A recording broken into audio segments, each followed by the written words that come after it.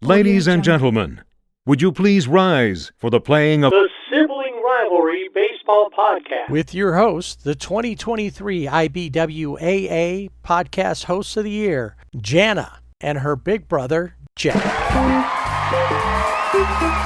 Time to set off some fireworks on this, the Independence Day edition of the Sibling Rivalry Baseball Podcast. Happy 4th of July to all of you out there. Get yourself ready for some fireworks tonight. Not only in the sky, but for the first time, we have a full schedule of games today. Usually, teams are off on either Mondays or Thursdays, and even with the 4th of July, they'll be off like regular. This year, Monday, at the beginning of the week, 3 games. And then now it's set everybody up to play, including the Dodgers and the Angels. So we're going to get to all of that. We got a ton of stuff today that we didn't even know we were going to have. It just all fell in our lap. We've got the players of the month and all those that go with that. Plus, something that we've been paying close attention to was announced today. And so we'll get to all of that when we get to Around Baseball. But first, it's time to clip on our wings and take to the sky. And let's avoid getting hit by any fireworks. Or drones. They have those drone shows or drones, now. Yes, true.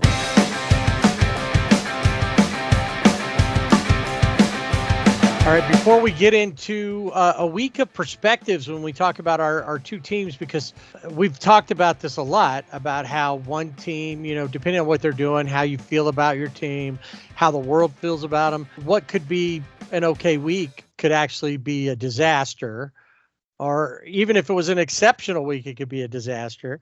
And then how other teams we look at much differently. So before we get to that, and we start everything off with the Angels, find us on social media, Twitter at Sibling Rivalry BB without the A.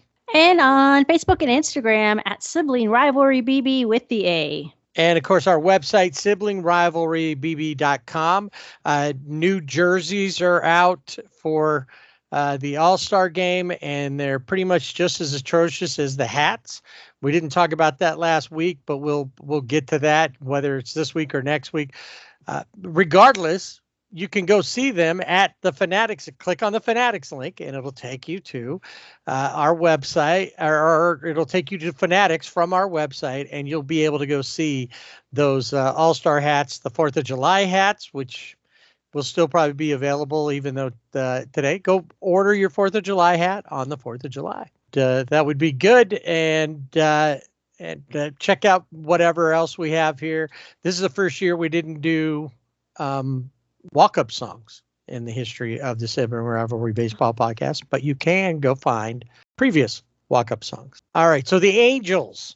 Well, like I said, we talk about perspective. The Angels we've been talking about how things have been going, how they're building up or not. And what I realized is, number one, the Angels had a really great week. Two good series. Mm-hmm. And one of them you can say, well, they were against Oakland. They played Oakland exactly how you would expect. Oakland's behind them in the standings. You would think that they would be the stronger team based on records and stuff like that. Not always, but it's very possible. And they played 2 teams this week that one below them. Detroit's got a little better record to them, but they're kind of about even. But that didn't matter. They had a great week. But one thing I've realized when we start talking about the Angels, we know that they have a bad farm system. They have bad infrastructure all the way around.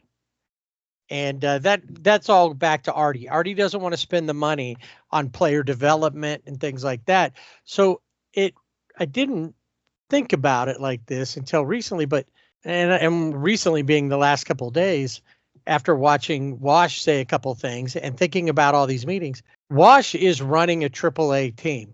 And because it's better for Zach Neto, Nolan Shanuel, and these those 2 guys specifically, just because they came right away.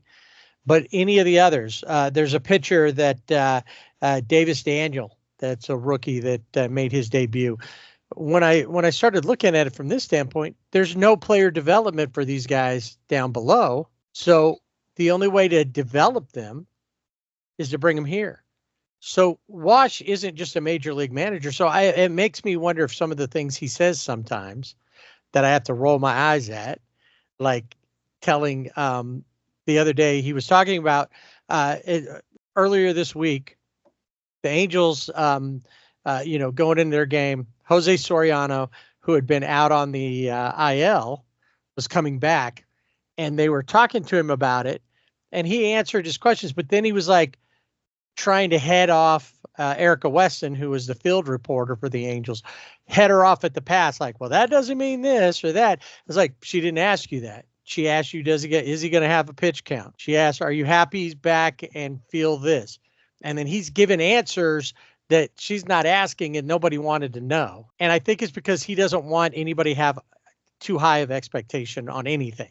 Yeah, well, I think it's interesting you said that about him managing a AAA team, because he had made a comment about Nolan Shanuel and how he didn't know, he wasn't a morning person, something to that effect. He's not a morning person, so when he comes to games, if we have early games, he's tired, and it doesn't. So I had to, teach him or talk to him about that.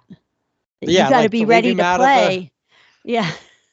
Right. Yeah. If it's an early game, he's not playing because he's not a morning person. He's time challenged, I guess. He's late. He oversleeps. Right. It's just like being, it's like a high school problem, Yeah. Well, and the same thing with Zach Neto. I think it was Zach Neto was looking at an iPad, as you see all players do. And he was looking at, his at bats, and Wash said, yeah, you're not going to find the answer on that thing. And right. So those two instances, those comments, that really does focus in on, it's a AAA managing style. He still has to get these guys. They're not quite ready for the majors, but they're all the Angels have. Right. And because they're good prospects, it's better to have them up here. Before, it's like, nah, I think these guys need the time down there, but the Angels don't have that system. They don't have a system like a lot of teams do. They don't have the Brave system, the Dodger system, any of them. They just have a bad minor league system, and so they're not getting what they need. Let's look at it from this standpoint, that the only thing that Joe Adele ever got out of the minor leagues there before, was consistent playing time and lower level competition compared. But he's stuck. Joe Adele is in the purgatory between AAA and major leagues. He's too good for AAA, mostly, right? But not really good enough to be a superstar at this level. He'll be a superstar AAA player, but not at the majors. Right. Yeah. So it's good to have those guys up there. I think really the one guy that Wash doesn't have to do anything that's a younger player is like Ohapi. Ohapi he's motivating himself. He's putting himself in a position and has come on strong lately. He was doing really well last year. Not as great this year, but still. And I think some of the things that we're seeing with some of these players that they have their ups and downs is because they're all having to relearn things. So the guys like Pilar, Taylor Ward, who's, he's still younger, but he's been there for a while. Rengifo, these guys are having to play around that. And they're having to sit through a bunch of stuff that normally veteran players wouldn't have to deal with. Drury is, he's just been out, been sick, been injured, as far as veteran players go, trying to get in there. Mickey Moniak has his ups and downs as well. So but they need to all come together like that because there's no real good farm system for them. I will say that whatever they did with Ben Joyce, both at with the Trash Pandas and up here has been working. He's been looking pretty good. So let's take a look at what happened during the week. The Angels had the 2 series, Oakland, which they swept, and then Detroit, which even though they didn't sweep the series, when we get to the end of the Detroit series, we'll talk about why it was a positive. They do win the series 3-1, so a great week, 6-1 on the week. Angels kind of just plowed through the A's. Decent pitching in all the games. However, I do think I read an article not too long ago about Tyler Anderson and them saying we think this bubble will burst. And I think we're starting to see some of that. And unfortunately, this isn't the time for that to happen. He needs to continue to perform strong. So if the Angels decide to sell, he's somebody they can do. Yeah. And you're going to look at, there's just a handful of players that people are going to be looking at. Carlos Estevez. He's been pitching really well. Tyler Anderson as a starter. Maybe Griffin Canning, who knows? I think a lot of those guys, though, it's like, why sell them off? Also, coming up in these homes or in these in this homestand, we saw the return of Miguel Sano, and now we got another veteran presence back on there. We'll see how all that works. Anyway, Griffin Canning, Tyler Anderson, and Rowan C. Contreras. He's been we picked him up from Pittsburgh, and this was his first start of the season. It was mostly a bullpen game. Those were the guys that all pitched. Good outings from Taylor Ward. Mickey Moniak had a couple of good games in this series. Yeah, had his first career grand slam in that second game. Yes, he did. Shanuel, Taylor Ward, and Willie Calhoun, all with 2 hits each in that same game as they take that one 7-5. 5-1, and then a 5-2 win. Zach Neto in that last one with 3 RBIs and 2 hits. The game 2, one thing that kind of threw me off. So Anderson goes and gives up 3 runs on 5 hits. It was Jose Marte who would give up the other 2 runs for the 5 that Oakland scored. But they threw out their 5 relievers. And we're going to talk about this in the Dodger segment as well. I think that a lot of use that the starters are having issues, but these relievers are coming in, but they're getting overworked. And that's always something that we felt like we talked that in past seasons. The Angels will go out and their bullpen will carry through the first month. Then when they're gassed, the starters will pick it up. But there's nobody on the back end to pick it up, and they're not going, they're not throwing complete games or even close to it. So it's getting where we're going to see that probably happen. That the only thing that's nice right now is that we're almost on the break. Where 95% of these guys, 99% of these guys are all going to be getting a few days off to reset. So then they welcome in Detroit, Davis Daniel. Rookie, first start of the season, goes 8 innings. Yes, he's the only MLB pitcher in the modern era to throw at least 8 innings with 8+ strikeouts, no walks, and 4 or fewer hits in his first career start. That has to be very promising. Huge silver lining for the Angels to see that kind of that performance.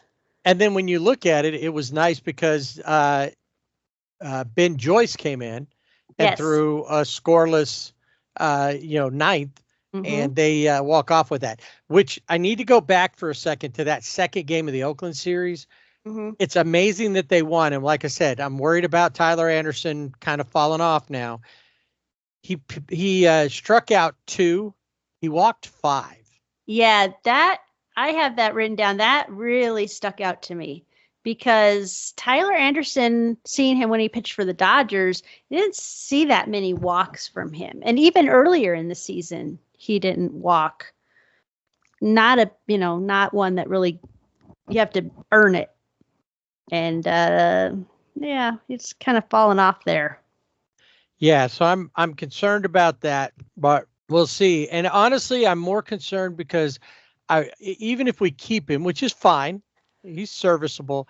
I want him to be at the best so that if they decide, if they get a decent offer for him, I want people to offer something worth trading him for. Oh, yeah. Yeah, you want something good in return.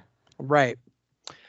In that first game versus Detroit, Jack Flaherty, who is coming up in trade rumors, was the opposing pitcher, and he didn't, 5 2/3, and he gave up 5 runs over 7 hits. But yeah, and that was Miguel Sano was back there with a home run. Calhoun had a home run, and Rengifo was 2 for 4 there.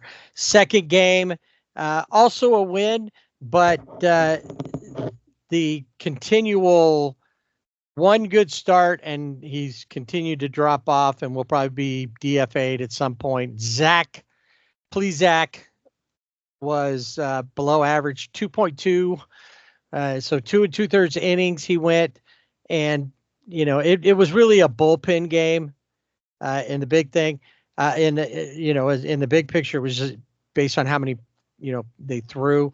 Kenta Maeda, former Dodger, was on the hill for Detroit there.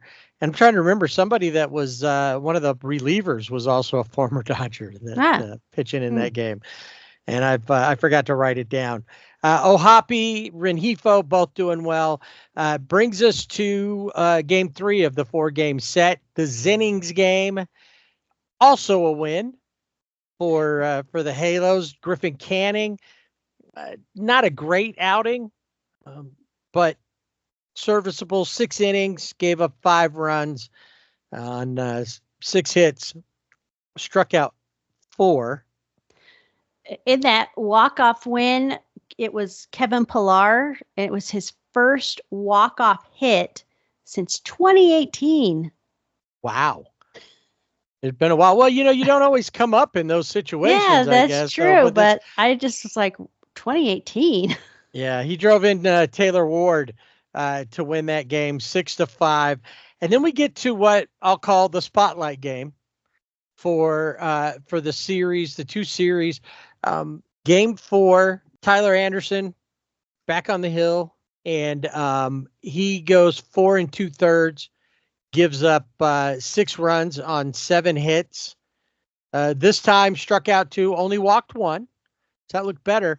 Problem is that we go into the 6th, and Detroit's already up 7-0. We go in bottom of the 6th. Angels are able to score 1 run, which is like, okay, I guess what's going on there.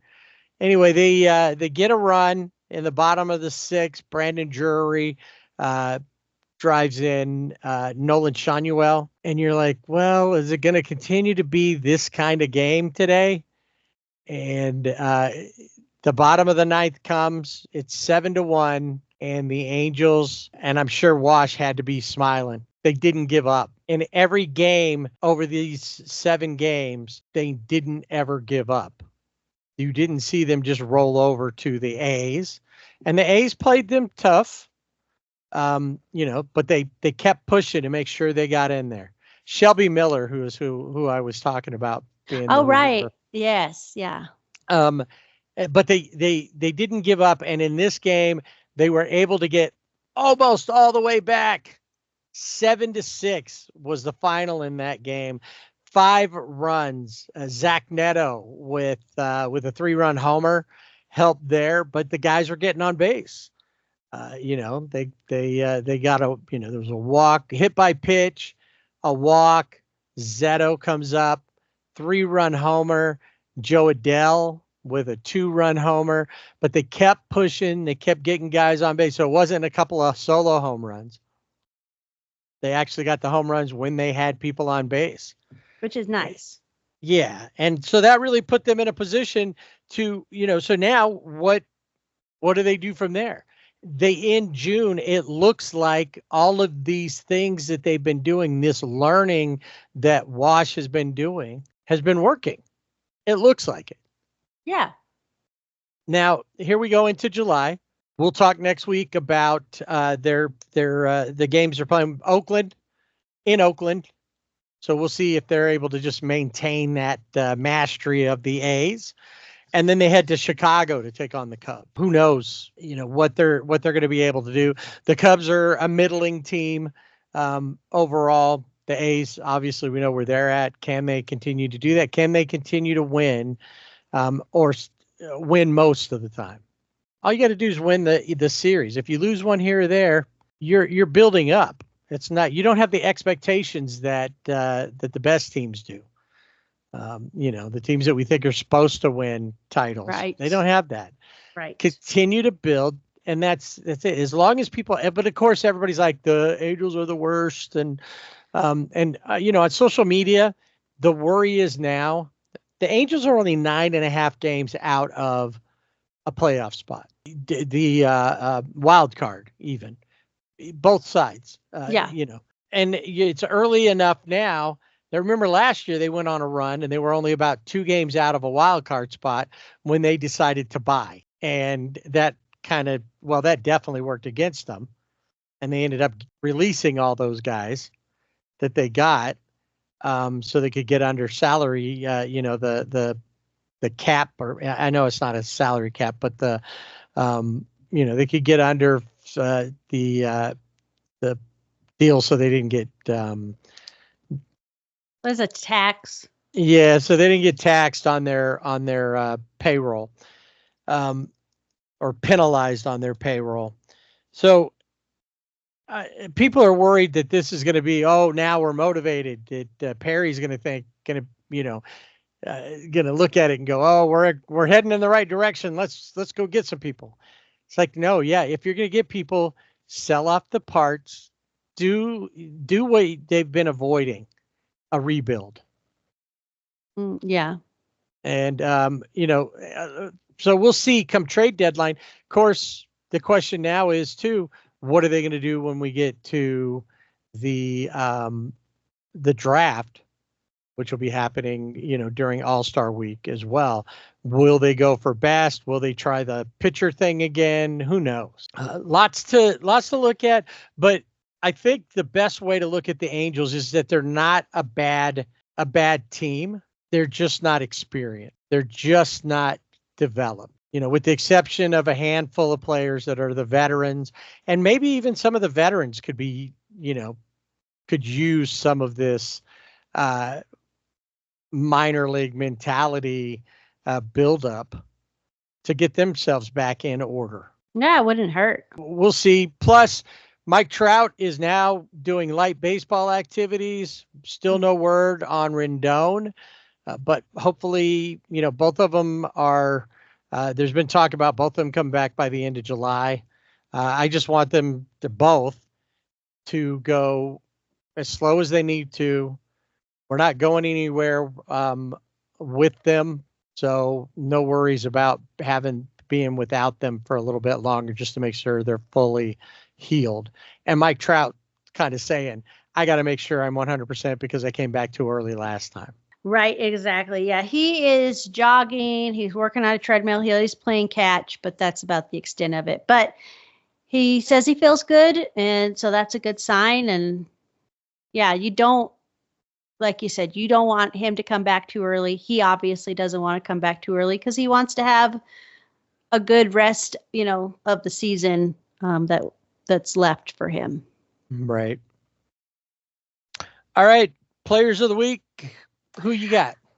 So this week I went with a guy I haven't gone with in a while, but I don't know. I just thought, he had a couple of games where he didn't have any hits. I get that, but I went with Taylor Ward this week. Oh yeah. He was good. He stepped up and was in good spot. He had multiple multi-hit games. And so, yeah, that was pretty good. And you kind of forget about him. He's just out there doing his thing, and we're so focused on all the other guys who are falling apart. Yeah. Or Or the younger Washington's guys. Yeah. ramblings. Yeah, the Yeah, younger that's true. guys that are having their issues in that. So it's like having him, he's consistently, you kind of forget about him because he's just continually doing his job. Him and Pilar. He's been more consistent than Pilar has been lately. We'll see, if Miguel Sano is able to pick it up and become a solid vet for a while as well. And hopefully the other guys pick it up also and go from there. I went with one of the rookies, Nolan Shanuel, 333 batting average on the week, or on the week. 10 hits, 4 runs scored. He was getting on base and giving guys something to, hit for, so that he could help, create a window for wins. You got to get on base, and he was doing that. I was hoping Mickey Moniak was going to have a batter, but Mickey Moniak, even with his first career grand slam and another home run that he hit in that, only hit like about 210 all week. So he was really either right on it or nowhere near it. Yeah. It's time for Dodger baseball. I mentioned perspective about certain ball clubs. Perspective for the Angels is, wow, things really went well. Hope we can build off of that. Things will go good. If the Dodgers had the exact same week, the sky would still be falling because they lost one game. Potentially, if it was like Oakland or Detroit, they lost one game to a team that's not close to them. And what are we going to do? How are we going to get through all of these issues? We thought we had pitching figured out. Not anymore. At least the starting pitcher, because we were worried about the bullpen for a little while. The starting pitching looked like it was going to be okay. And now some changes to that. People overreacting too early to Bobby Miller's return. Obviously, some concern with Walker Buehler, but still, we got to be that. And then, of course, we heard Clayton Kershaw. Actually, when you talk to Clayton says, I'm right on time. Yeah. Yeah. So the Dodgers are a disaster. When you listen to all the Dodger, pundits on the radio, not pundits, but the broadcasters, the local sports talk, you look on all of social media, the Dodgers. I think the only one that I've seen that comes out and says, slow your roll, cool your jets, has been Howard Cole. In a couple of instances where people freaked out about Bobby Miller. He goes, he's pitched twice. You gotta, it's not like the world is over. He's pitched twice. Walker Buehler, only a handful of times, but 3 times since he's back, maybe 4. Maybe 4, yeah. And even he says, I got to get the competitive spirit back. That's the thing. I know how to pitch, but there's also him having to learn how to pitch without throwing the fastball that he used to rely on. So there's things like that have to happen. He's coming off of a major injury and surgery that it's not something that's like, Mookie's hand will heal in 4 to 6 weeks or 6 to 8 weeks. And he'll be back out there and have a couple of games probably and then he'll be back in and fine. It will be, it's not like that. So you have to take a deep breath, hope that the guys that have been doing well, do well, continue to hold up their end of the bargain, and then those other guys can come in. And if you need to, start looking for a guy like they faced in the first game of their series with the White Sox. The White Sox, worst team in baseball. The Dodgers did exactly what they should have done. They swept them. Mm-hmm. Now, concern about Bobby Miller, who pitched in one of these games? Yeah, maybe even concern about Big Maple. He's had a couple rough outings that we'll talk about, but it's like, hey, let's not worry about. And I did read something recently where they said the difference between these Dodger teams is like, hey, we're going to win enough games to make it to the World Series, or not the World Series, but the playoffs. Mm-hmm. And so if we lose a few along the way, no big deal. Well, I think so. There's a LA Times writer, Houston Mitchell, who puts out a weekly, bi-weekly news. Usually 2 times a week he does the Dodger dugout thing or whatever he calls it. Dodger dugout, I think is what it's called. And I think he's right when there's very different managers. And there have been managers in between Tommy Lasorda and Dave Roberts. But all Dodger fans, the ultimate manager is Tommy. I mean, when Tommy Lasorda, when he passed away, I cried. I bawled. It was like, that's Tommy Lasorda. I grew up with him, and for him, you win every game. Well, and his predecessor was the way Walter, too. It's funny when you think, since Lasorda, how many managers have there been? Mm-hmm. Before that, for like 50 years, 2 managers. Yeah, that's Walter right. Alston, who was the manager when I started watching the Dodgers. And then Tommy took over when he retired, and Tommy was there for another 20 years. So that was the same 2 guys for like that, all that time frame. Yes. And that was the idea. I don't care whether it's game 1 of the season or the last game of the World Series. We want to win everything in between. Exactly. We want to go 162-0 and then win 11 straight games in that and have an undefeated season. And Tommy told you that. He didn't have a problem with that. And he was mad when they lost. Oh yeah, he was. And I think that's the mindset of a lot of Dodger fans that have been Dodger fans for a long time. You think Tommy Lasorda, you got to win every game. Dave Roberts, I like Dave Roberts, but he is a kinder, gentler manager. And if you win some, you lose some. The most important is we get to the postseason. And that's how we see, I think, in the second series that we're going to talk about, I think is a good example of that. And I'm sorry, Dave Roberts, that's fine. Every year you've been to the playoffs, but how many times have you been to the World Series in all the years you've been? 2017, 2018, 2020. Right. You've not even made it out of the first round, I think, all but once. In 2019, you got eliminated in the first round. I know. Awful. You made it past the Giants as the wild card, but you didn't make it past the second. And, I almost want to blame Scherzer for that one, but he pitched well in that last game to get him through, and then he quit. Right. Yeah. But they're not making it through. They're not getting past it. So who cares if you took it easy and you still won 100 games in the regular season? If once you got to the playoffs, everybody forgets to hit. They put their bats away.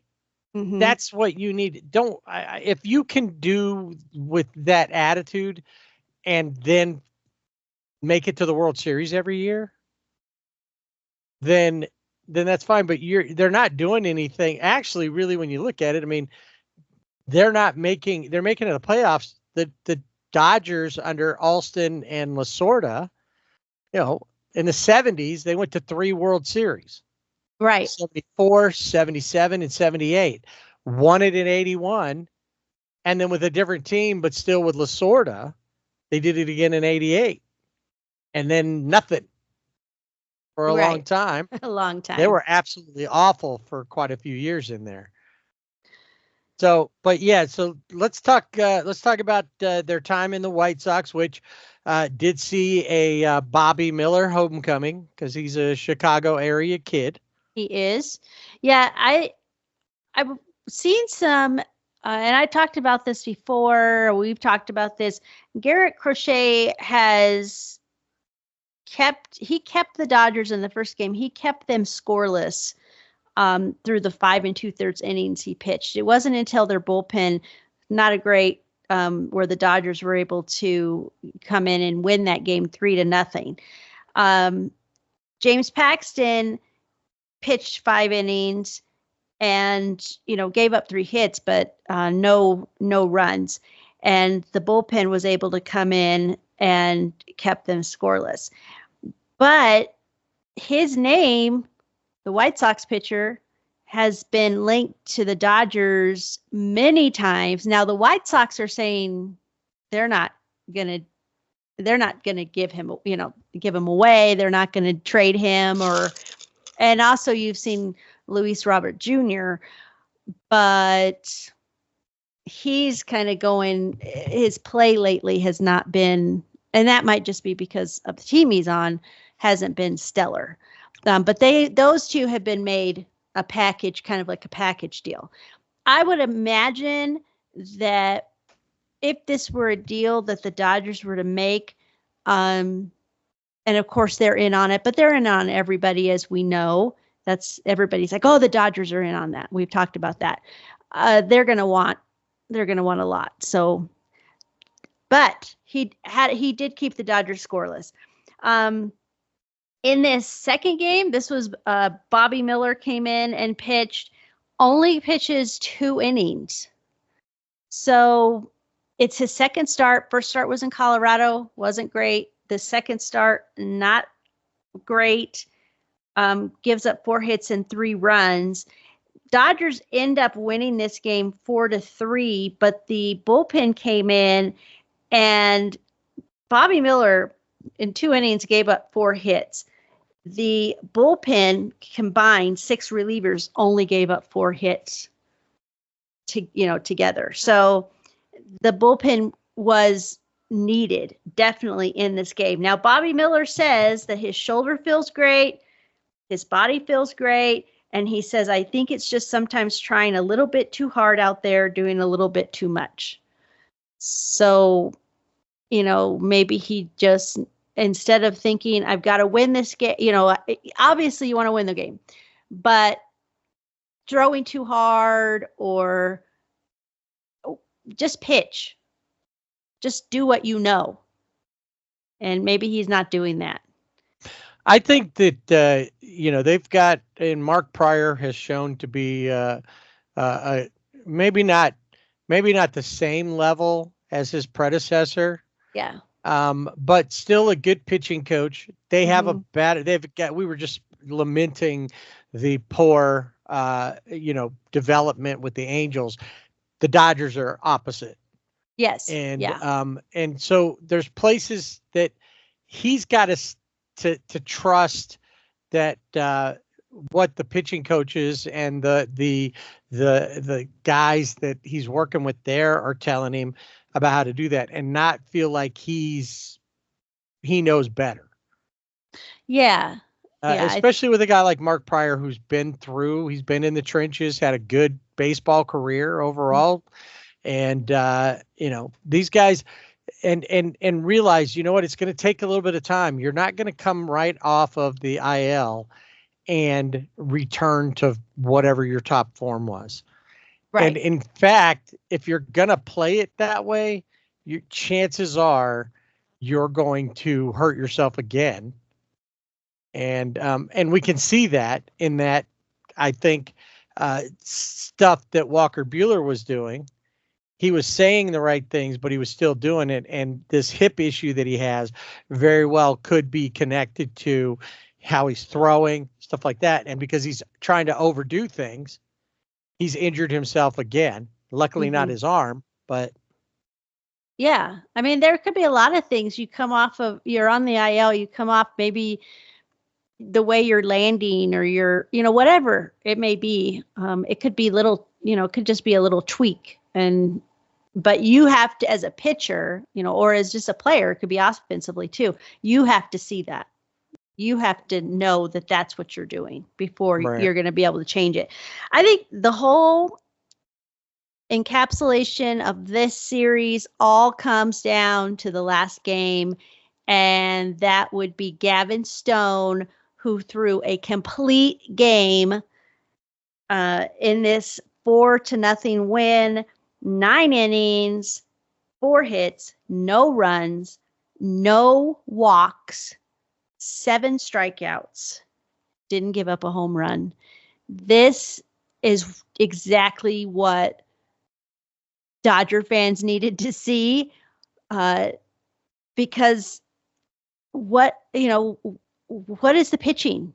Where is the pitching? And then you have the bullpen. And for Gavin Stone to come out, who last year was not great at all. I mean, and he even says he wasn't good. But he has turned it around.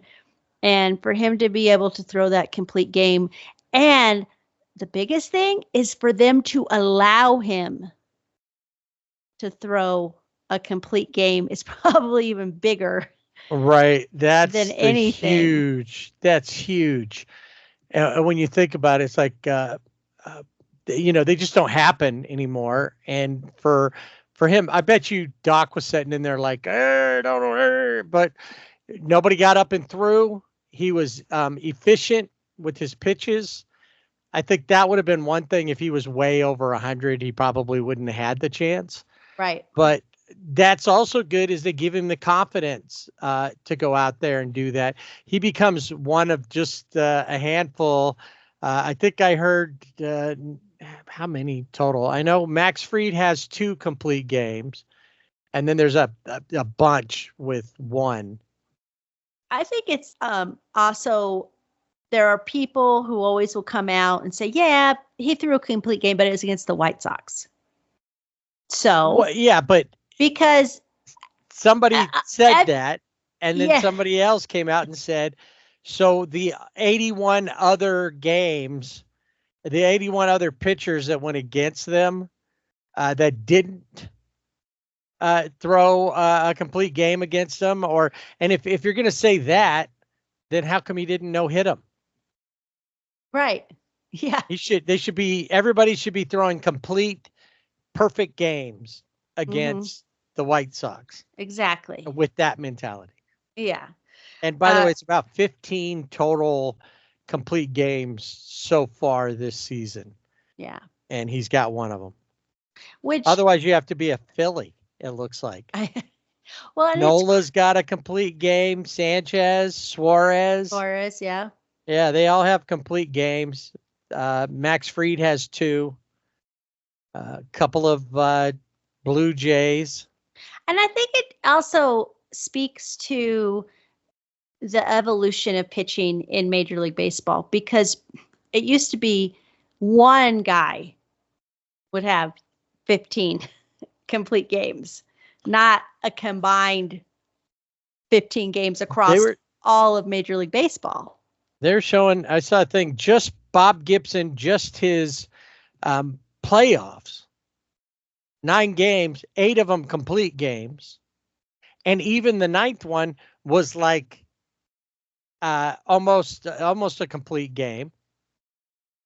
When you look at how many complete games guys had back in the day, they pitched 25 games. A lot of them, 25 games were complete games. 24 maybe. Right. Just depending on what was going on. So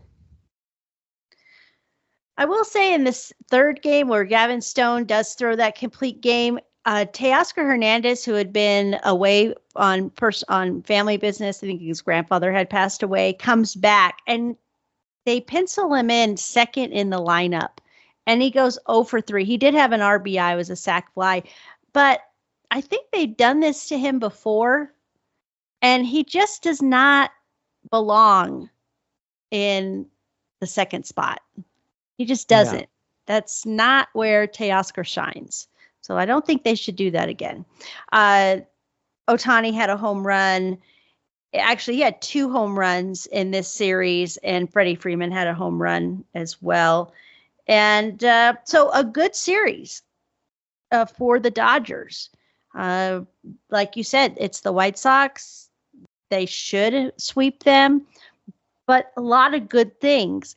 But what we're going to see is they go to San Francisco, and the reliever usage that happened in Game 1 in Chicago and Game 2 is going to spill over into San Francisco, and they lose this series. And I think this is like, I don't know, the first time in how many years that San Francisco, I probably know I have it written down. Yes, it's the first series San Francisco has won at home versus the Dodgers since June of 2022. So a couple of years. Wow. Couple of years, yeah. First game is a Zenings game, and it was a walk-off home run. I don't know what is wrong with Blake Trinan. He came back. He had been on the IL. He came back. He looked really good, and now he just is like falling apart. He is walking, he's walking batters. He's hit a couple of, it's like something's wrong. Now, a lot of people, because of his politics, they're like, oh, it's because, of everything going on in the world. I think that's stupid. That shouldn't affect his pitching. If that's affecting your $1 million+ a year paycheck, because you're upset that whatever's happening to your favorite candidate, right? Then you're not, get over it, Blake, right. Or get out. If you need to support them, go support your guy all the time, and let somebody else take your spot on the team. Exactly. And I don't really know what it is mechanics wise. Who knows? But he's the one who gave up the home run. Now, Landon Knack is in the rotation. We mentioned he's there to stay until we get these arms back. Yamamoto is on the IL, and he has not started throwing, and don't know when he will start. It's when he starts feeling better. We don't know when that will be. Right. So and just to go back to Crochet for a second, he's got like 3 years left as far as like team control. Right. 2027 would be his free agent year, and that's the end of 2027. So you'd have the rest of this season, 25, 26, and 27. He's just next year's his first year of arbitration eligibility. So they're going to have to, with a team that's I'm not sure what the White Sox are doing, if they're rebuilding or what, but what are you going to give up? And a lot of it's going to depend on where's stuff. You're not going to give up like Gavin Lux, let's say, if you're not sure when Mookie's coming back. And right. If you're not sure, there's a lot. I read a couple of things about Miguel Rojas being in a good spot. He should be pretty much the everyday shortstop at this point. Yes. But he's got problems with his legs, so they've got to do a lot of stuff and a lot of therapy before and after games to keep him healthy. And you don't want to wear him down now, so that you have him ready for July, and then you put Mookie at second when he comes back, which will probably be easier for him. And that's a couple things that you need to to address. But until who do you package up, and will it be like you've got a couple of young catchers? Was it Dalton Rushing and Diego Cartaya that are high up on the list in baseball prospects overall, not just Dodger prospects? What will you give up, and what can you draft to fill in those spots? So it's like there's a lot of questions before you make a move to go. Yes, Crochet, I think, is an imperative now. I think you need him. I think they need a frontline pitcher that's having that success. And that's the thing. They need a pitcher that is having success. We don't need a pitcher as a project, right. which is often what the Dodgers will do, because they're known across the league as somebody that, a team that can turn a switch on for pitchers in particular. That's great, but we need something proven. We need a proven starter, not somebody that's wobbly. Well, like the guy who started game 2 of this series, who is a front line, he's the ace. But if you listen to local radio, the world is over. Well, one bad outing. Yes. He's had another one somewhere along the way that wasn't as great as what he had been. One bad outing, he's fallen back to earth. He's going to fall apart, and we're done. We're toast.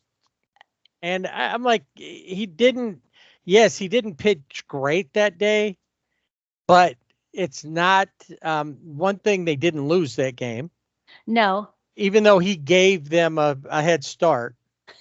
Tyler Glasnow is not, at this point, it's one outing. It's one outing. It was not a good outing. I mean, he pitched 3 innings. He gave up 5 runs. It was his shortest outing of his starts with the Dodgers, maybe of his career. I don't know. But, I mean, at least with the Dodgers, we know they used 9 pitchers total, LA did. It was a innings game. It went 11 innings. And I watched this game, and we went to a concert that night. So when I left to go, it was 6-5 Dodgers. Then we get to the concert venue, and they have at this venue, they have kind of like a food court, and they had the game on one of the TVs, and it was 6-6. And I'm like, what the heck? What is going on now? And then I'm in there. I'm in the concert, waiting for the concert to start, watching, at bat, and it's 6-6, 6-6. Nothing happens. So concert starts. I'm not looking at my phone. And then no, you were watching the guy who was doing his choreographed. The chick, yeah. Yeah. To dogs. Dance. They're the dance to dogs of all Pink Floyd songs. But and then intermission happens. It's like, holy cow, when does this happen? 14-7 in innings. Yeah, I mean, it all started with Will Smith. The 10th inning, it's 7-7, and then the Dodgers just, which that's good. Explode. But like you said, they used all 8 of their relief pitchers in this game. Yes. And this is the nice thing about the Dodgers is they're able to come back from, offensively, they have the firepower to overcome 7-run inning. That's that really helped, but it did stop people from really thinking. And my concern too at that is having to use so many pitchers.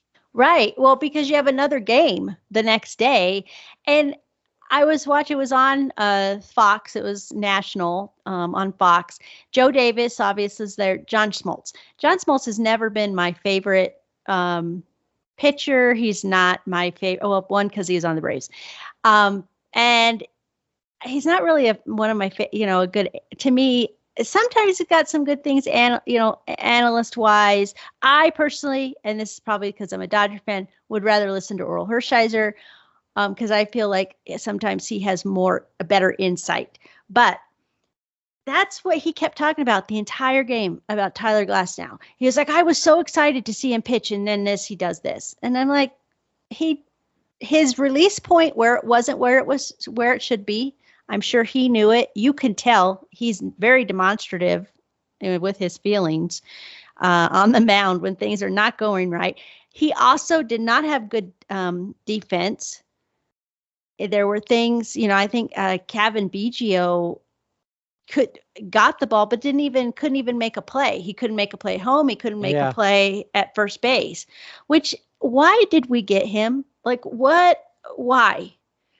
Project, like you said. But we don't need a project. The Dodgers don't need projects. They thought that just to him, that change of scenery, because he had success in the past, but he hasn't in a long time. Right. A long time being like the last couple seasons. Well, I wonder if they thought, okay, change of scenery, he'll do better. Maybe they could use him, in a trade. Put him in a trade. But who's going to want that? Maybe there's just it's a low risk move.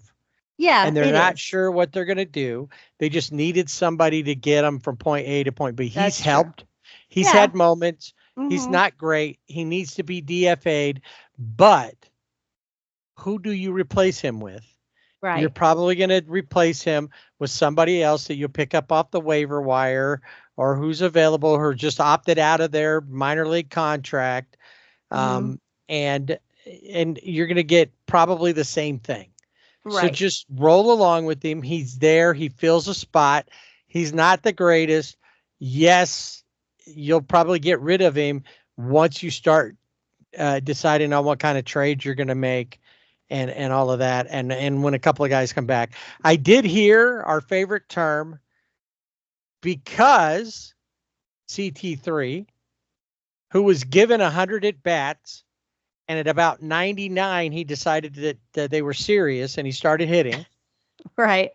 Has been given a runway at third base. Yes. Until Max comes back. Well, he's been hitting a lot better. He said, and I think the hitting coach, they said they found something there, whatever it was, and they found it, and they think they've corrected it. So I don't know. We'll see. But in the third game, Dodgers end up if you felt that the world was ending because of how Tyler Glasnow pitched, then it exploded. Yeah, no, the world is gone. There is no planet, no Earth. We're floating in space. Dodgers lose the series, like I said, to San Francisco. In this last game, I was watching this game. It was not an exciting game. I have to say, a commercial came on. I closed my eyes for, I felt like an hour? 5 minutes. It was probably a little bit longer. I opened my eyes, and it's 9-1 San Francisco. Oh, wow. And I'm like, what happened? What is going on here? This is where being a Dodger fan is hard. Yes, because the night before they come back 7 runs in 1 inning. Yeah. And you're sitting there watching that 9-1. Oh, they could come back. Oh yeah. No, you always think they can come. I always know. I always think that. Oh, they can come back 9-1. All right. So start watching the game. They don't come back. Now, they did score more than 1 run. It ends up to be 10-4 is the final game. They did try. CT3 had a home run in this game, but San Francisco had 10 doubles. It's the team's most doubles since the New York Giants had 12 at Brooklyn. So against Brooklyn on April 11th, 1912. Oh, wow. Crazy. They weren't even the Dodgers yet. No, I think they were like the Robins or the bridegrooms. Right. Yeah. James Paxton is pitching. He allowed a career high 9 earned runs and 12 hits in 4 innings. But this is the problem. A lot of people are like, why don't you take him out? Take him out. Who's going to come in and pitch? You used all of your relievers. And he said, I would have kept going as long as they needed me to. Yeah. Even though it wasn't great, I was struggling, but I was working, and because I knew we'd used up our bullpen. Yeah, I mean, and so it's just one of those things. And I thought it was really, I gotta say, Giants fans, whoever started the chant and other people joined in. When your team is up 9-2, chanting "Beat LA" really loses its flavor. Like, why are you chanting that when you have 7 more runs? And it maybe they were like, they thought the Dodgers could come back. Well, I think they probably did, and they should have been doing. Maybe they should have been doing like have one side yell "Beat LA," and the other side of the stadium say chant "We Are." Right. That might have worked better. I don't know. I just thought that is, things I just thought, This really, game, who is that? The thing that stuck out to me in this game, as far as the Dodgers were concerned, was that the top part of the order was pretty much 0 for 5 for Shohei, that's crazy. Does that mean Shohei's career is over now because he went 0 for 5 after? Yes. The Dodgers are going to lose everything, and they've, I'm like, they're still getting every cent of their $2 million per year that they're paying him right now. They're getting all of it. Oh yeah. And one game off, but when you look, the top of the order in the first 4, 1 hit, and that was Andy Pages. Mm-hmm. And then nobody below him, the next couple, and it's the bottom 3, 7, 8, and 9 that had hits. CT3, Kike, and Cuz all had hits. Kike was 3 for 4. Yeah. So and then that home run from CT3. So that's a lot of what happened there is the top of the order took the day off. Yeah, they really, well, and at one point, I don't remember what inning it was, but Freeman came out and BGO, I think, played first. Yeah. They just took pretty much everybody out. Like, okay. And is the example of, we'll lose some, we'll win some. Tommy Lasorda wouldn't have been Tommy Lasorda's attitude in San Francisco. Especially as the booze rained down on him. Yep. Biggio had a hit though. He did. So. He did have a hit. But otherwise, nobody hit until the last 3, and they did everything they could. The four RBIs.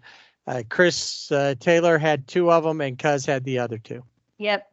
I like Andy Pages. I think he's been hitting well, but I think defensively, I think he needs some work.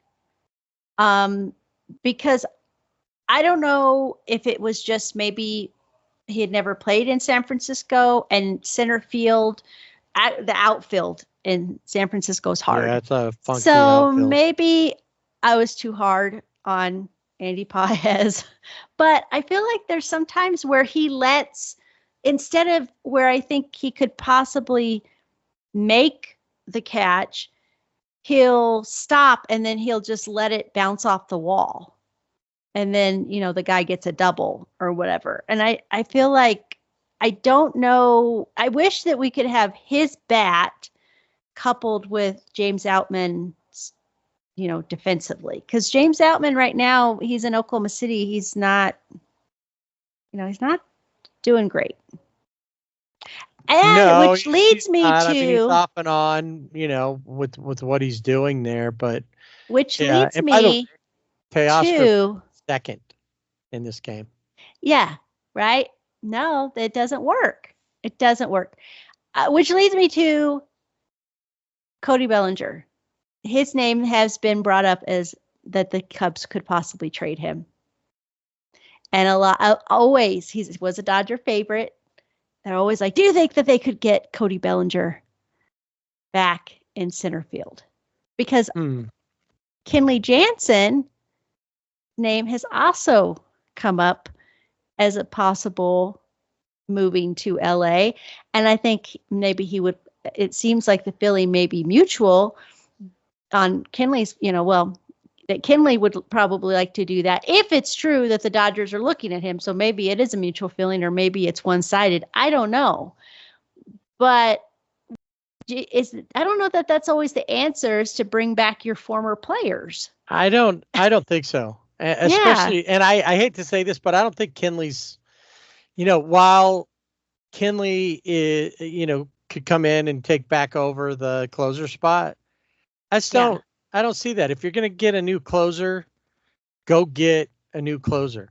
Go up and get talk the Giants out of Camilo Duvall, Right. or somebody. Go out there and get somebody and else, or wait and see. Who knows?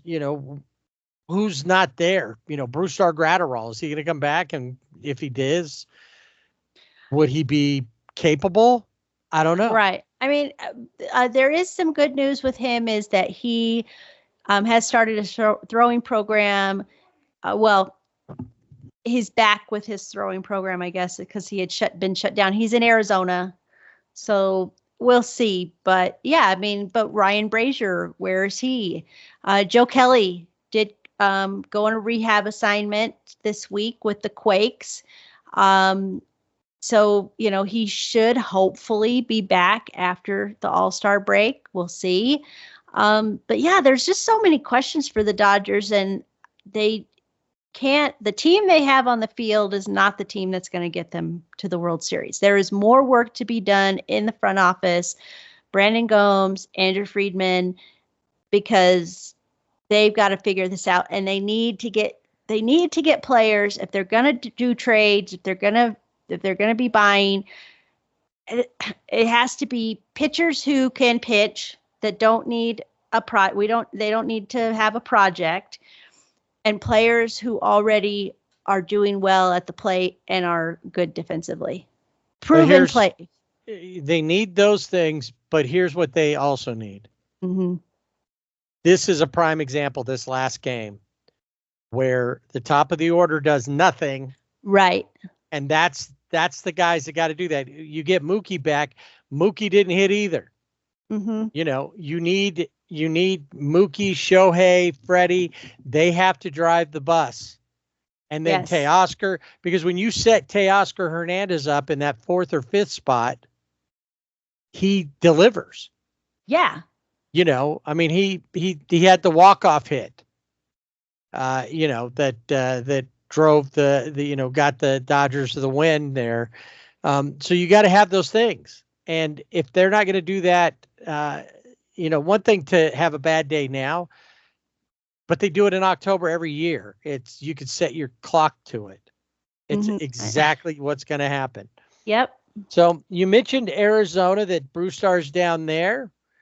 So he'll be able to watch the Dodgers Diamondback series, but it's blackout week for you, or at least blackout. For a few days. Yeah. And then I did see something, Planet Head, and kind of stumbled on it, and then he was like, "Oh man, why did I push that button?" We were watching Hulu, and it came up, but it was an older game. But I don't know if that was because the game had already been over and they were just showing. I don't know. So I'm going to test it tonight. But Planet Head was saying, "Curses!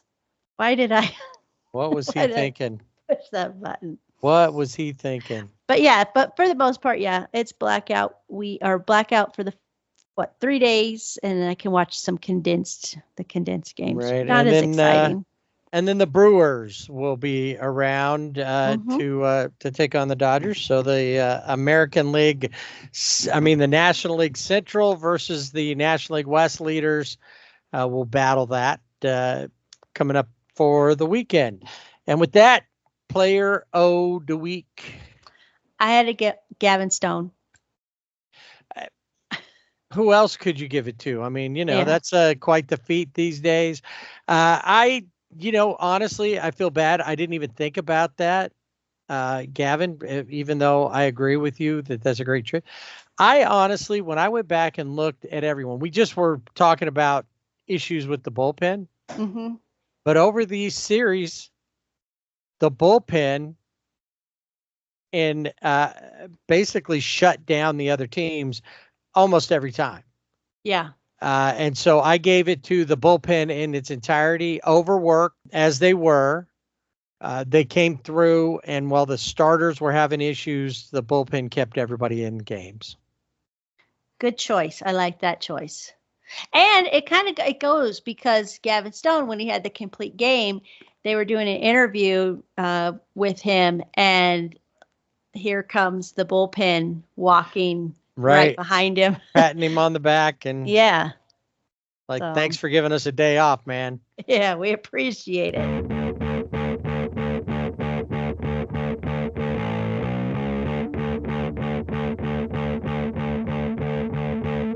Lots of excitement in this week's Ride Around Baseball. Bullpen Card's going to take us all over the place, including some All-Star news. But first, we're going to go where we always, our first stop when we hit the Around Baseball segment, Players of the Week.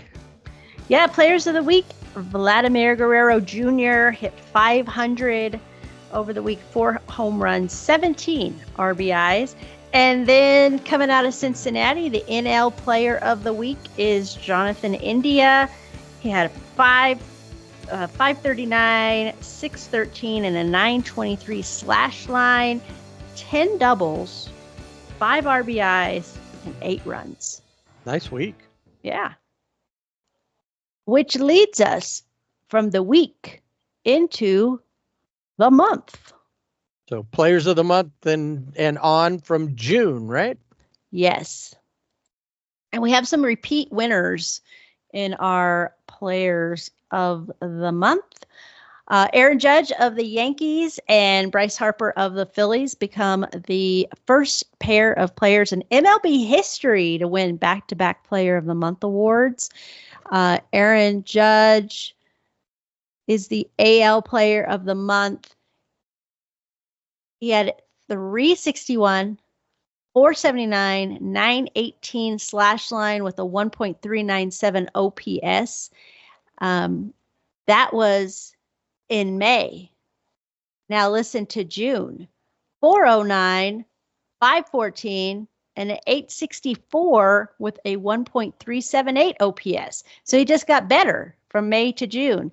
Hit 11 home runs, drove in 37 runs. This is his 8th career AL Player of the Month award, and he's won back-to-back monthly awards for the first time, as I mentioned, in his career. The NL Player of the Month, Bryce Harper, his June, he had hit 374 with 10 doubles, 7 home runs, and a 1.166 OPS, which helped the Phillies hold on to MLB's best record. And a guy that we just talked about, the AL Pitcher of the Month from the Chicago White Sox, Garrett Crochet, MLB strikeout leader.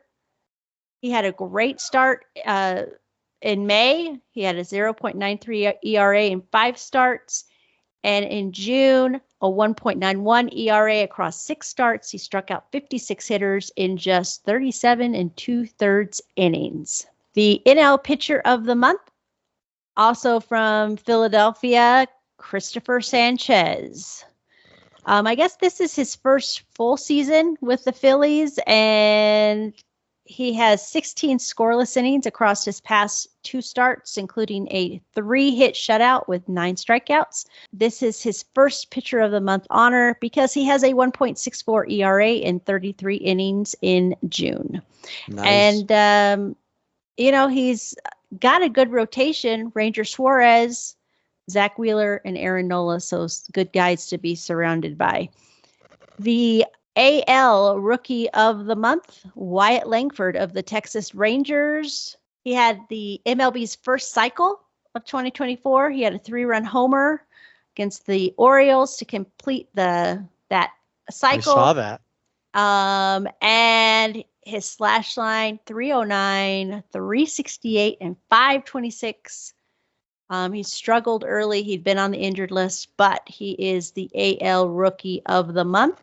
The NL Rookie of the Month is from San Diego, Jackson Merrill, 280 average during the first 2 months of his rookie campaign, but in June, he had a 320 average, 9 home runs, 20 RBIs, and a .996 OPS to win his first Rookie of the Month award. The AL reliever of the month comes from Anaheim, or as they like to be called, the Los Angeles Angels, Carlos Estevez. He was almost unhittable in June. He tossed 10 scoreless innings, 10 strikeouts, and he is the Angels closer. He recorded 8 saves and 1 win in his 10 outings, and he allowed only 2 hits all month, 1 each in his 8th and 10th appearance of June. He also is tied for 4th in the American League with 16 saves. The NL reliever of the month is a St. Louis Cardinal, Ryan Helsley, pitching in 13 games in June, and he saved 12 of them. He has an MLB leading 31 saves on the year, 6 more than any other reliever. Had a 2.77 ERA in June. He struck out 21 hitters across 13 innings of work, including multiple strikeouts in 8 of his 13 outings.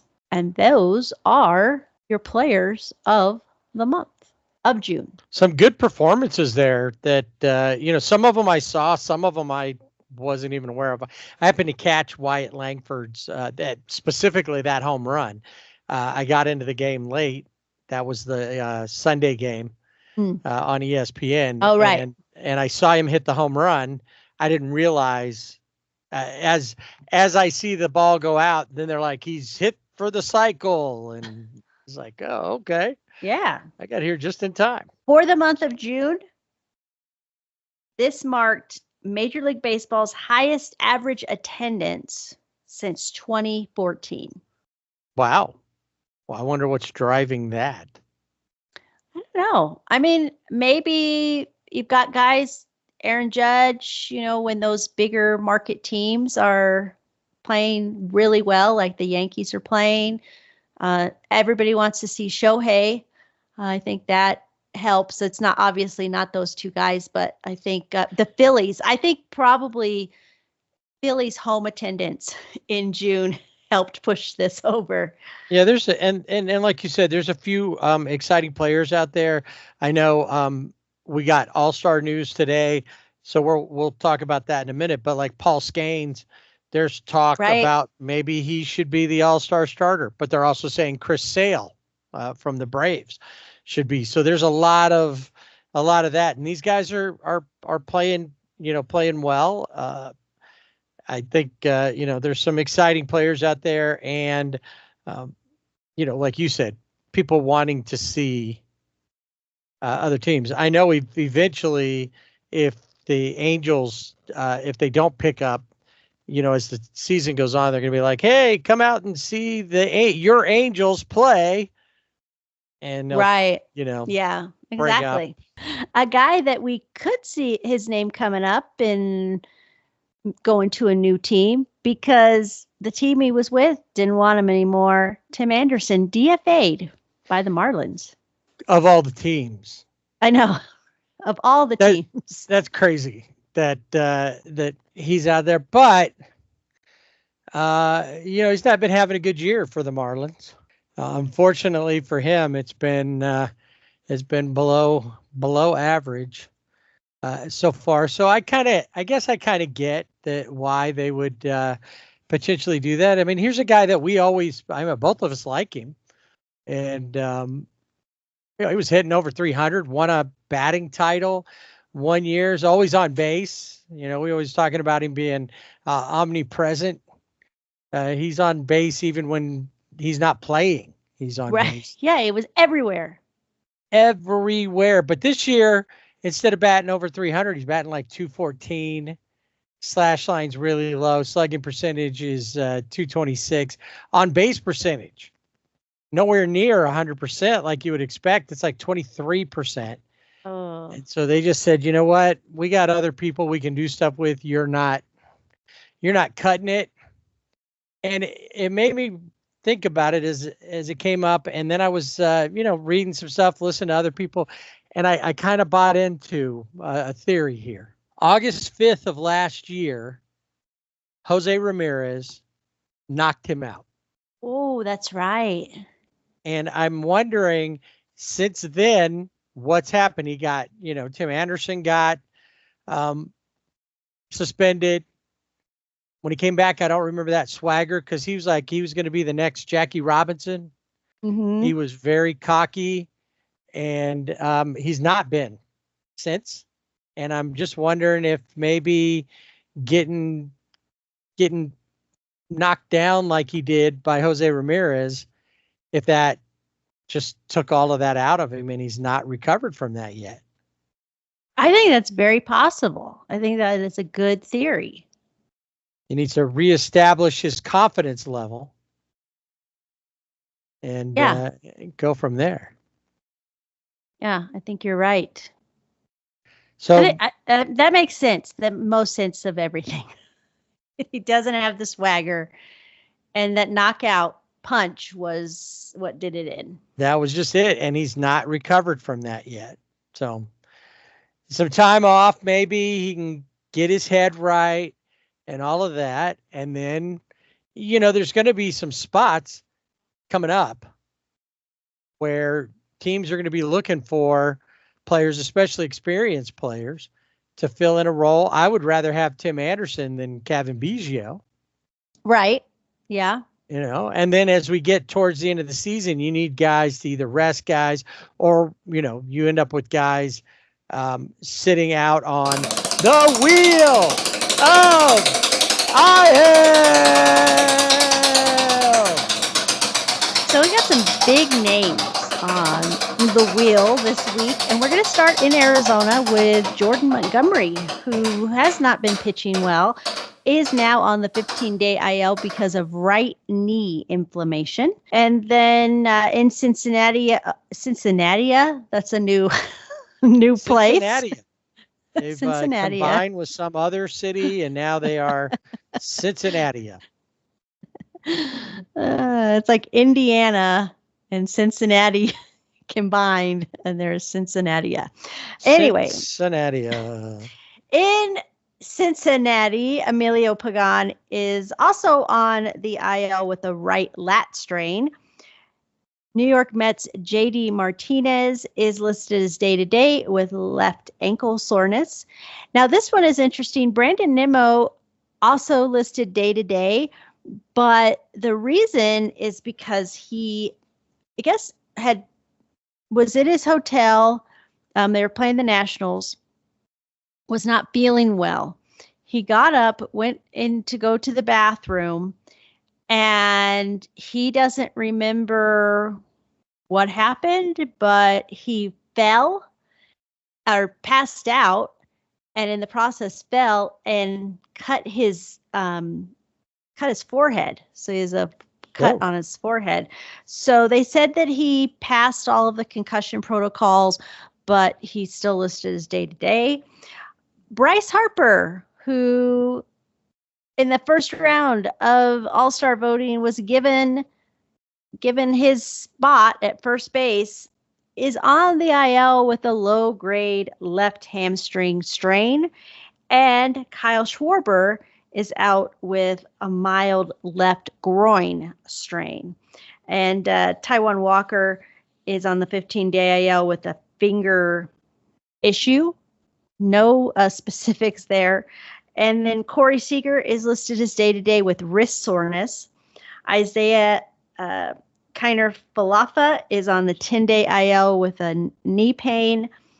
Josiah Gray is been on the IL since the second week of the season with a forearm strain.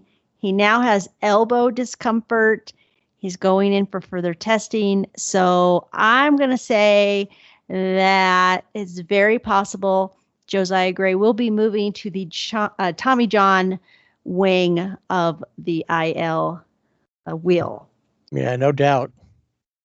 And that's it for the wheel of IL. Not a lot, but some big names: Bryce Harper, Kyle Schwarber, Jordan Montgomery, all before the All-Star break. Speaking of the All-Star game, voting ended yesterday, and the starting lineups were announced yesterday afternoon. Yeah. Who are we going to see? We will be seen in Arlington for the American League, starting at catcher Adley Rushman. I don't think that was a surprise there. Nope, I voted for him. Me too. Vladimir Guerrero Jr. at first base. Jose Altuve, second. I did not vote for him. We won't even notice that he's there. That's true. Probably right. Jose Ramirez at third, well-deserved. Gunnar Henderson at shortstop. Aaron Judge, Juan Soto, and Stephen Kwan will make up the outfield, and the DH for the American League, Yordan Alvarez from the Houston Astros. As expected. Yep. Stephen Kwan, glad to see he got up there. I mean, he's been hitting awesome. Yeah. Hitting up like in like 370, 380. Yeah, he has looked really good. So American League, I'm like, all right, I think this is good. National League, got some issues. Catcher William Contreras, Bryce Harper at first base, Ketel Marte, second base, Alec Boehm of the Phillies at third, Trey Turner at shortstop, also of the Phillies. And I have to say, I didn't vote for Mookie because he has a fractured hand. So I did vote for Trey Turner because I felt like, yes, Mookie will be, he's an all-star all the time. And right now he's on IL. He's not going to play anyway. I felt like that was kind of a wasted vote. But anyway, gotcha. Christian Yelich in the outfield. Jurickson Profar and Fernando Tatis Jr. And then, of course, the DH, Shohei Ohtani. My issue comes with the outfield. Fernando Tatis Jr. does have a higher batting average. He's batting .279, but then Teoscar Hernandez, who currently has a .254 batting average. But Teoscar has 18 home runs. Fernando only has 14. And Fernando Tatis Jr. has 36 RBIs to Teoscar's 58 RBIs. And I just feel like Teoscar got robbed. Where were the Dodger fans? Why weren't they voting for Teoscar? Dodgers were giving away jerseys, signed bats. I think his agent was giving stuff away to get votes, and he still didn't get. So I don't know if there were just so many people voting and they hate the Dodgers and they're not going to vote for any Dodger or what it was. But really, Fernando Tatis Jr. And guess what? Fernando Tatis Jr. on the IL. Right. So he's probably not going to play anyway. No, and I just feel like, I know the Dodgers has put out a thing and said, vote Teoscar, vote Mookie, vote Shohei. And I get that. But Mookie's not going to play anyway. So, if you really, and obviously Philadelphia fans, whatever they were doing, because they had Schwarber was in there and, had a lot of votes in the first phase. Right. Obviously Bryce Harper, then Trey Turner made it. Alec Boehm. I mean, there were a lot. And then we don't know pitchers yet. I think that's Sunday. I think pitchers and then the reserves. And the reserves. We'll find out that on Sunday, that's where Teoscar will end up on there probably. Right. But It's like, why? And then once they do the reserves, then they'll start who's going to replace, the guys who are out. Right. So they'll move up to be starters, and then who will replace them as reserves. It's every year. And then we'll start fighting about who was robbed. Who was robbed. Exactly. Yeah. But no, I think out of AL, I'm good. NL, the only one on the AL was, and just because it's Jose Altuve, but Right.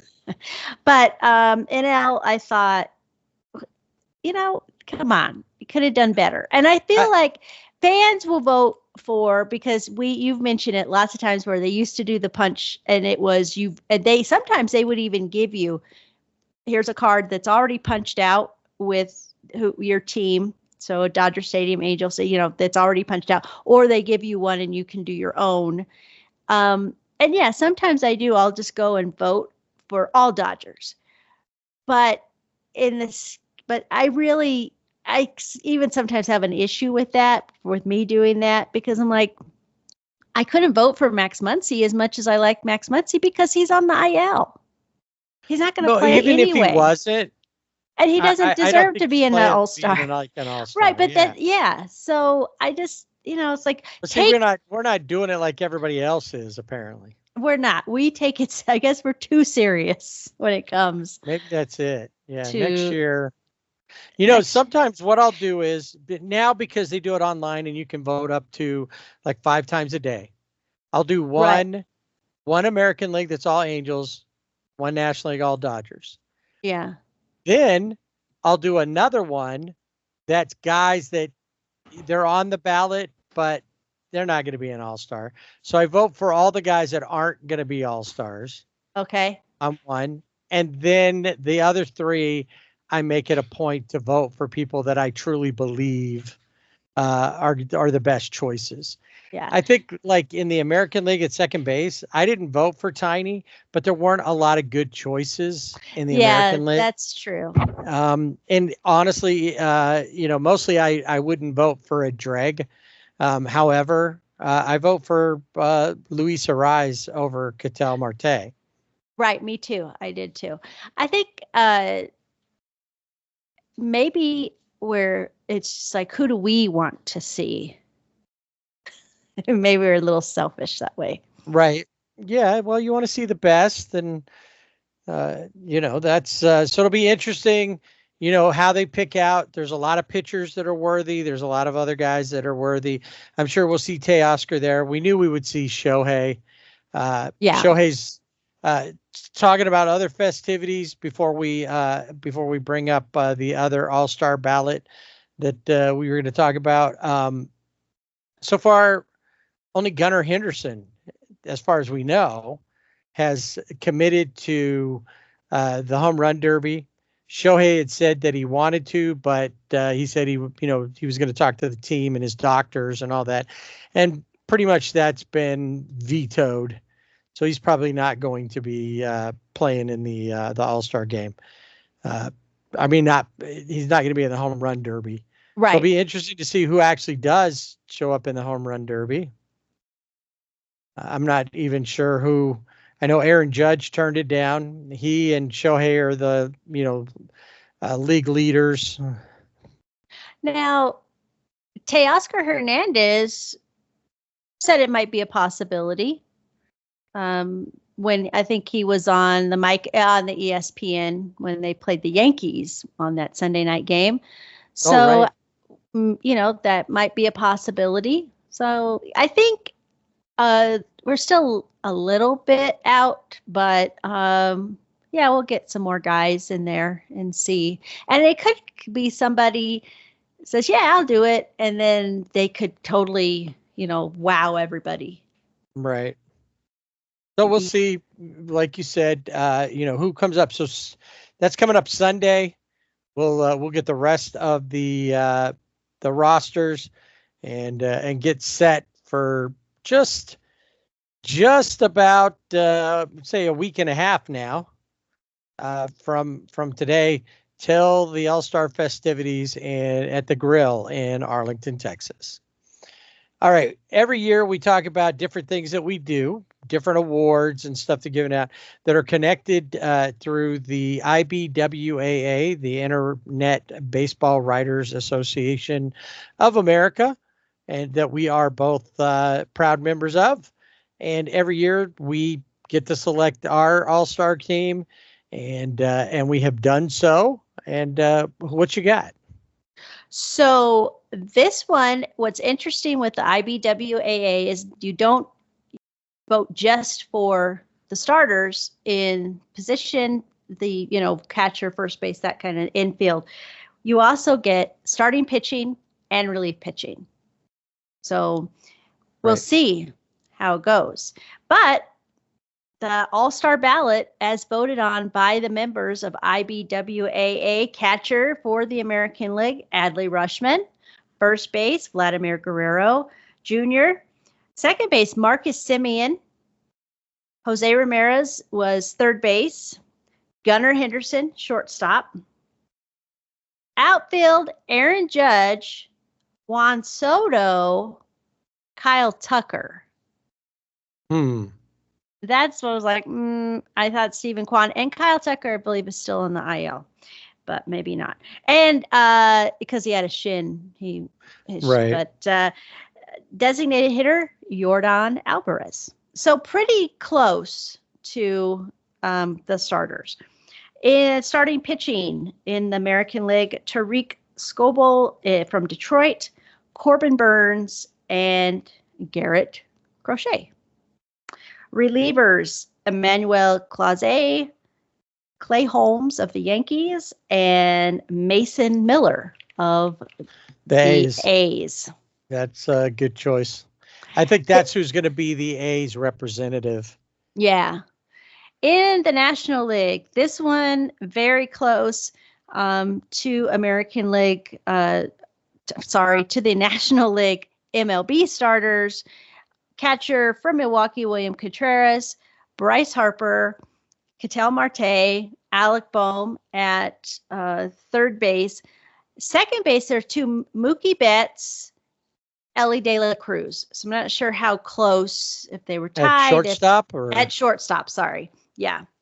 I was saying third base for Alec Boehm. And then outfield, Teoscar Hernandez, then Jerickson Profar, and Fernando Tatis Jr. Yeah, so, see, that's I'm still not sure about that. But I think it's more Jerickson Profar. I just don't see him as an all-star, but he's been playing a lot better, and there's just something about him in San Diego. I know. And then, of course, the DH, Shohei Ohtani. Don't think there's any question there. Starting pitchers, Ranger Suarez, Tyler Glasnow, and Sonny Gray.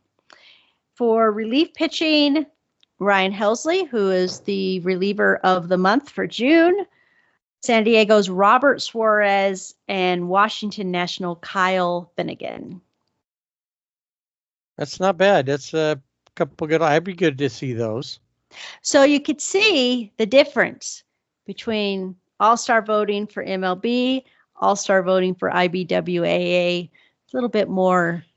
Apparently, though, through the IBWAA voting, there's something more than just popularity happening with like Profar and Tatis. Right. Because most people don't vote off of fandom. Right. In IBWAA. No. So. Yeah, no, I mean, like I said, Tatis has at least the batting average is higher than Teoscar, but they're kind of close, I guess. But when you maybe somewhat similar, Jerickson Profar though has been, I think between the three of those, he has his batting average is higher, his OPS is higher. So even though I would never vote for him, bugs me. Maybe that's not the right way to vote. That player bugs me. Or maybe that's what I should do. I should vote for all the players that bug me. Like, right. Yeah. Because in the first phase, it's 5 times a day. Second phase, it's only once a day. So that's when you got to be serious, but you're only down to 2 players per. Right. That's why I didn't vote for shortstop in the National League. Yeah. Because I didn't want to vote for Trey Turner. Yeah, and I know I stuck my nose up while I did it, but yeah, I didn't want to vote for him, and I wasn't gonna, like you said, not that it's a wasted vote because he gets the honor. of being elected a starter. But I just was like, nah, let's.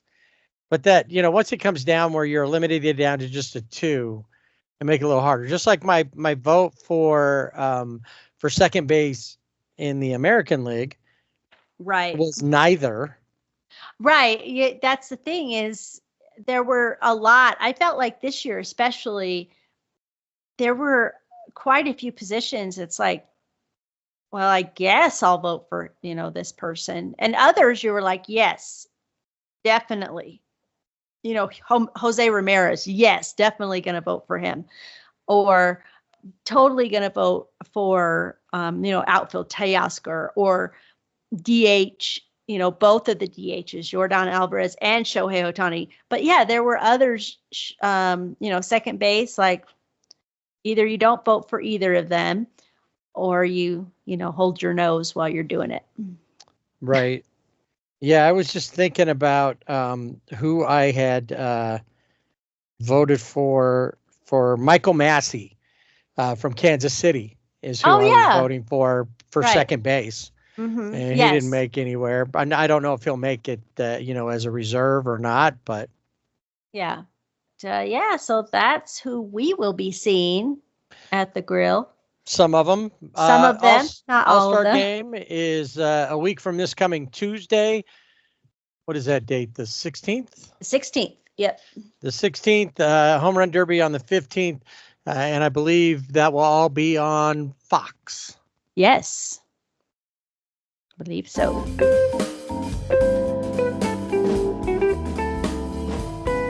All right, we're going to park the bullpen cart and call it an episode.